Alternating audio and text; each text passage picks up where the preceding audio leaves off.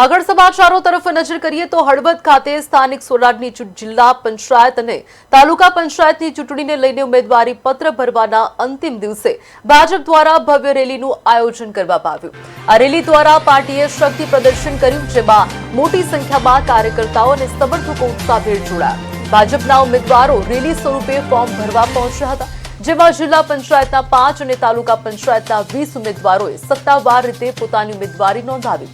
સમગ્ર કાર્યક્રમ દરમિયાન ભાજપ કાર્યકર્તાઓમાં જોશ અને ઉત્સાહનો માહોલ જોવા મળ્યો હતો। ઉમેદવારોએ પોતાની જીત અંગે વિશ્વાસ વ્યક્ત કરતા જણાવ્યું હતું કે જનતાનું પૂરતું સમર્થન અને આશીર્વાદ તેમને મળશે અને તેઓ નિશ્ચિત રીતે વિજયી બનશે।